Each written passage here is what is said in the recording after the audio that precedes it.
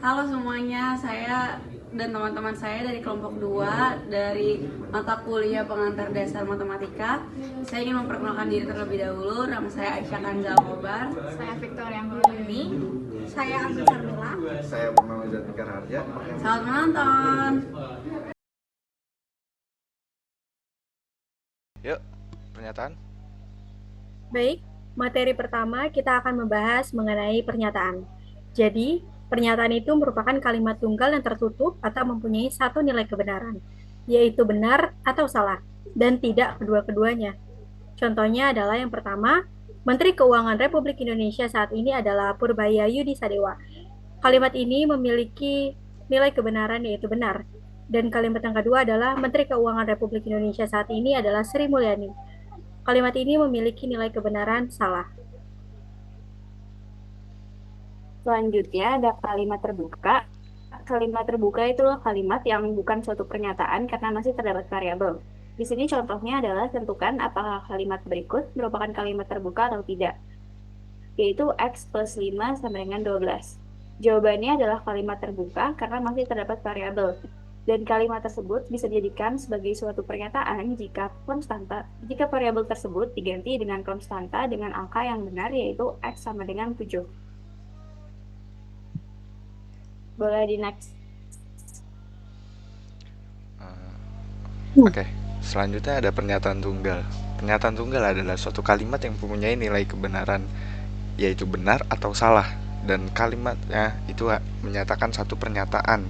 Nah, dapat dinyatakan dengan simbol P, Q, atau R, atau bisa yang lainnya. Misalkan, Kuala Lumpur adalah ibu kota Malaysia, dan itu adalah pernyataan P, atau pernyataan Q.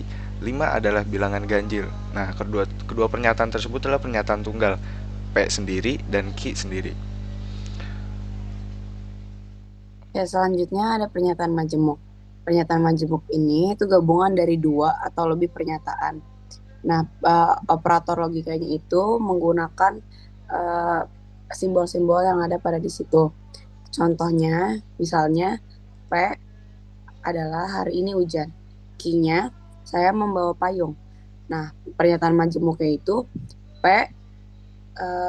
dan Q. Ya, jadi dibacanya hari ini hujan dan saya membawa payung. Jadi dia gabungan dari dua pernyataan.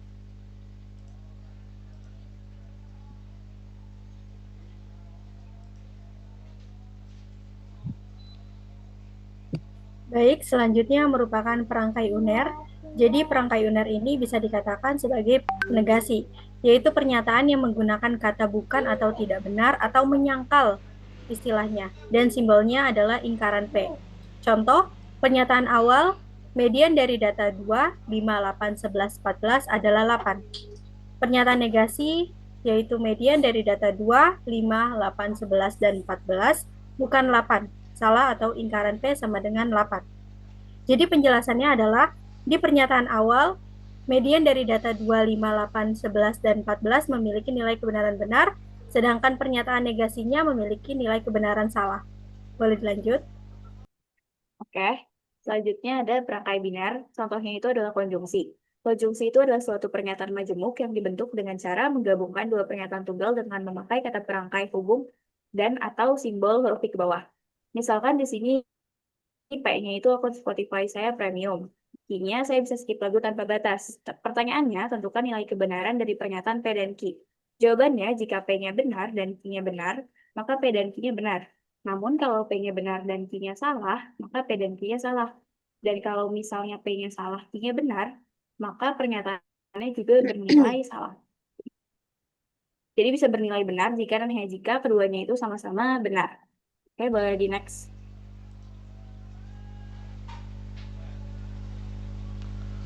Oke, di sini ada disjungsi. Perangkai biner disjungsi di sini itu, misalkan P adalah kucing adalah hewan mamalia, Q kucing dapat bertelur. Nah, tentukan nilai kebenaran dari pernyataan P atau Q. Nah, jawabannya jika P adalah hewan mamalia dan bernilai benar atau Q dapat bertelur itu bernilai salah, maka P atau Q bernilai benar.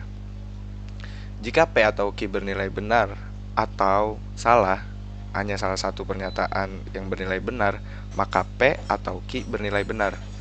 Dan pernyataan disjungsi hanya bernilai salah hanya jika kedua pernyataan bernilai salah. Jadi jika salah satu pernyataan bernilai benar, maka pernyataan disjungsi bernilai benar. Oke, pada slide ini kita membahas tentang perangkai biner implikasi. Nah, sebelumnya implikasi itu hubungan logis antara dua pernyataan. Biasanya ditulis P maka Q. Jadi kalau misalnya P benar, Q juga harus benar. Oke, contohnya di sini itu ada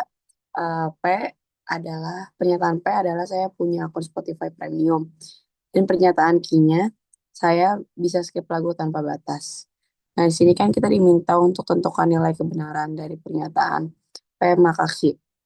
Jadi implikasinya adalah kalau saya punya Spotify Premium, maka saya bisa skip lagu tanpa batas.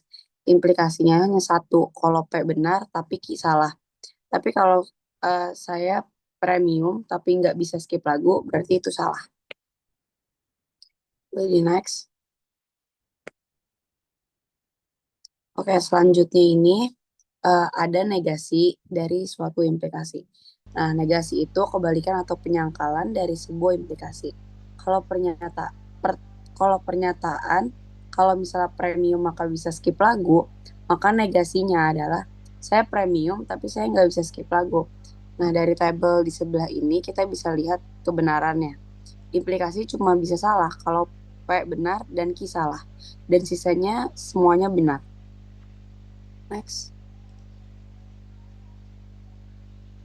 Baik, selanjutnya merupakan materi tentang converse dari suatu implikasi. Jadi, converse dari suatu implikasi itu merupakan implikasi baru yang terbentuk dengan menukarkan pendahulu dan pengikutnya maupun sebaliknya. Contohnya sebagai berikut, pernyataan awal, jika Unwo bukan manusia, maka bilangan Caca dimulai dari 1. P itu nilainya salah dan Q nilainya salah, maka nilai kebenarannya benar. Jadi pernyataan converse-nya, jika bilangan Caca dimulai dari 1, maka Unwo bukan manusia. Q itu nilainya salah dan P nilainya salah, maka berdasarkan tabel kebenaran implikasi, nilai pernyataan converse tersebut adalah benar. Selanjutnya, inverse dari suatu implikasi ini merupakan pendahulu dan pengikutnya dari implikasi yang diketahui masing-masing dinegasikan. Contohnya seperti pernyataan awal, jika Unwo bukan manusia, maka bilangan Caca dimulai dari 0. P nilainya salah, Q-nya nilainya benar. Berdasarkan tabel kebenaran implikasi, nilai kebenaran pernyataan tersebut merupakan benar. Dan sebaliknya, pernyataan inverse-nya, jika Unwo manusia, maka bilangan Caca tidak dimulai dari 0. Ingkaran P nilainya benar, ingkaran Q nilainya salah. Dan berdasarkan tabel kebenaran implikasi, pernyataan inverse tersebut memiliki nilai kebenaran salah. Boleh di next. Selanjutnya ada kontrapositif dari suatu implikasi. Jadi pengertiannya itu adalah pendahulu dan pengikutnya dari implikasi yang diketahui masing-masing dinegasikan dan selanjutnya ditukarkan tempatnya. Contoh di pernyataan awal, jika peluang muncul sisi genap saat lempar dadu sama dengan 1/2, maka jumlah angka genap di dadu ada 3. P nilainya benar, Q nilainya benar. Dan berdasarkan tabel nilai kebenaran, pernyataan tersebut memiliki nilai kebenaran benar. Dan pernyataan kontrapositifnya adalah, jika jumlah angka genap di dadu bukan 3, maka peluang muncul sisi genap sama dengan 1/2. Ingkaran Q memiliki nilai salah, dan ingkaran P memiliki nilai salah. Dan berdasarkan tabel kebenaran implikasi, pernyataan kontrapositifnya memiliki nilai kebenaran benar. Baik, selanjutnya ada implikasi yang ditandai dengan jika dan hanya jika. Di sini ada pernyataan P, yaitu tunjangan anggota DPR dianggap terlalu tinggi oleh masyarakat. Pernyataan Q-nya masa turun ke jalan untuk demo. Pertanyaannya, apakah pernyataan P jika dan hanya jika Q itu bernilai benar atau salah? Di sini jawabannya itu ada dua kemungkinan. Yang pertama itu bisa aja masyarakat yang anggap tunjangan DPR itu tinggi, P-nya benar, tapi mereka nggak ngelakuin demo, Q-nya salah. Kondisi yang kedua, bisa juga masa itu turun ke jalan, Q-nya benar, tapi bukan karena tunjangan DPR yang tinggi, melainkan karena alasan lain, maka P-nya salah. Jadi nilai kebenaran P dan Q itu tuh nggak selalu sama, kadang P-nya benar, Q-nya salah, atau Q-nya benar, P-nya salah. Karena nilai kebenaran P dan Q-nya itu gak selalu sama, maka nilai P jika dan hanya jika Q itu bernilai salah. Dan berimplikasinya itu bernilai benar jika kedua pernyataannya itu sama-sama bernilai benar atau salah. Boleh di next. Ya, di sini ada negasi dari suatu biimplikasi. Jika suatu biimplikasi dinyatakan sebagai P hanya dan jika dan hanya jika, maka negasi dari biimplikasi dinyatakan ingkaran dari P jika dan hanya jika Q, bukan ingkaran P jika dan hanya jika ingkaran Q juga. Nah, ingkaran P jika biimplikasi dengan Q sama nilainya dengan P dan ingkaran Q atau Q dan ingkaran P.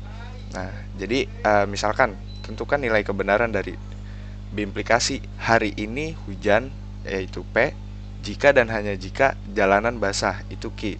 Nah, kedua pernyataan majemuk di sini bernilai benar. Maka negasinya adalah hari ini hujan P dan jalanan tidak basah atau ingkaran Q atau jalanan basah, dan hari ini tidak hujan yaitu ingkaran P. Nah, berdasarkan tabel kebenaran operasi negasi biimplikasi, maka pernyataan negasi tersebut bernilai salah.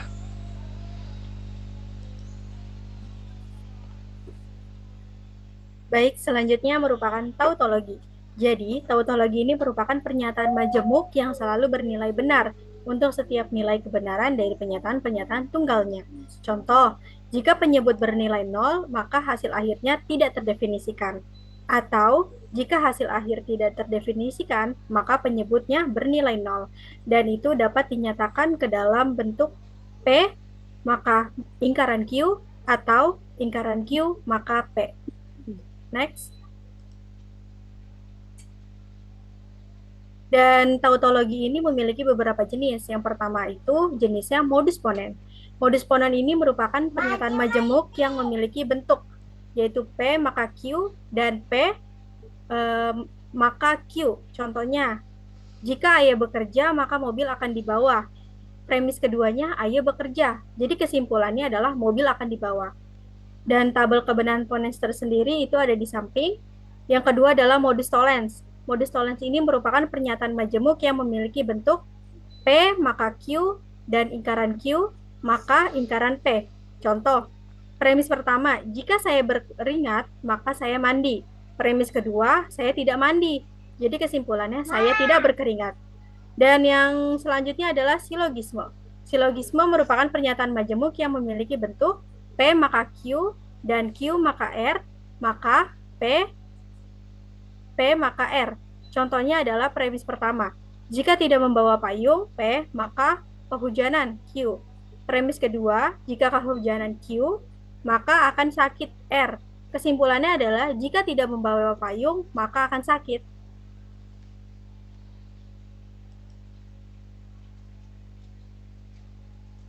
Oke, selanjutnya ada kontingensi. Kontingensi itu adalah suatu pernyataan majemuk yang dapat bernilai benar ataupun salah tergantung dari nilai kebenaran pernyataan tunggal penyusunnya. Di sini ada contoh soal, tentukan apakah pernyataan berikut termasuk tautologi, kontradiksi, atau kontingensi. P-nya itu 5 adalah bilangan genap dan Q itu 7 adalah bilangan prima. Jawabannya P-nya itu kan salah, namun Q-nya benar. Maka jika P maka Q-nya benar, jika Q maka P-nya salah. Jika P maka Q dan jika Q maka P berdasarkan tabel pada baris pada baris ketiga itu bernilai salah. Boleh dilanjut. Nah, di sini ada kontradiksi. Kontradiksi adalah suatu pernyataan majemuk yang selalu bernilai salah, seperti namanya kontradiksi. Tidak tergantung nilai kebenaran pernyataan tunggalnya. Misalkan, kucing adalah mamalia dan itu P, dan ayam berkaki 2 Q. Dan P dan Q di sini bernilai benar. Nah, kalau misalkan negasi Q-nya kucing tidak berkaki 2 itu bernilai salah. Nah, suatu kontradiksi dilambangkan dengan P dan Q dan ingkaran P, maka pernyataan kucing adalah mamalia itu P dan ayam berkaki 2 itu Q, dan tidak benar kucing adalah mamalia, maka pernyataan tersebut bernilai salah. Jadi berdasarkan nilai kebenaran dari suatu kontradiksi, semua pernyataan jika dikontradiksikan maka akan bernilai salah.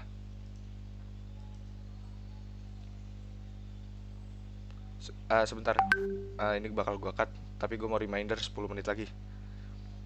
Gitu, 10 menit lagi. Oke, jadi di sini itu ada ekuivalensi logis. Ekuivalensi logis itu maksudnya tuh kayak dua pernyataan yang berbeda bentuk, tapi sebenarnya maknanya sama. Karena hasil kebenarannya tuh bakalan selalu sama. Contohnya kayak P maka Q. Itu ekuivalennya tuh dengan tidak P atau Q. Artinya tuh implikasi kalau P maka Q sama dengan tidak P atau Q. Jadi kalau kita balik cara ngomongnya, maknanya bakalan tetap sama. Boleh di next. Oke, di sini contoh yang paling sederhananya itu pernyataannya. Jika hujan turun, maka jalanan basah. Jadi ekuivalensinya, kalau jalanan tidak basah, berarti hujan tidak turun. Nah, kedua kalimat itu walaupun beda susunannya, punya nilai kebenaran yang sama. Contoh lainnya nih ya. Misalnya kalau saya belajar, maka saya lulus. Ekuivalensinya, kalau saya tidak lulus, berarti saya tidak belajar.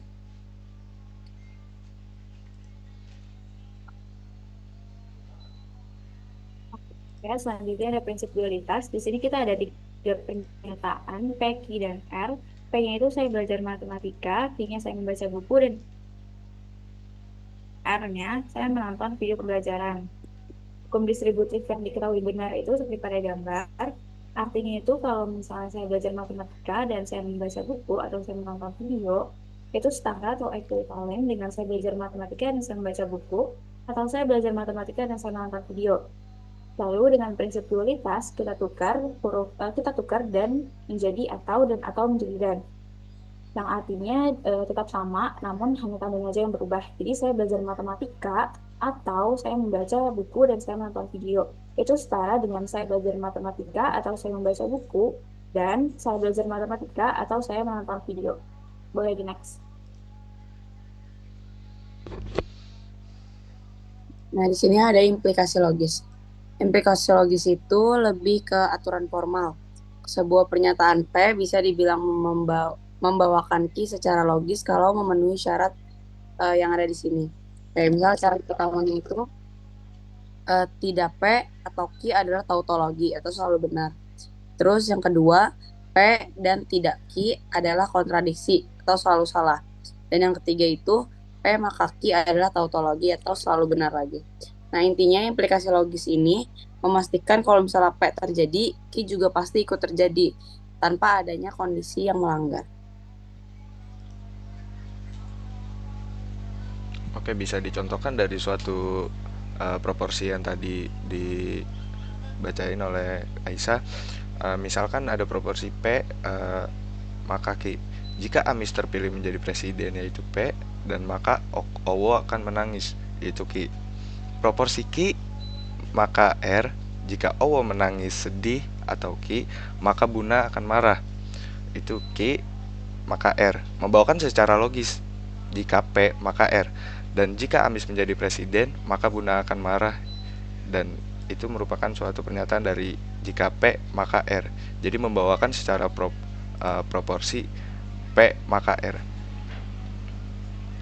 Sekian dari kelompok kami, kurang lebihnya mohon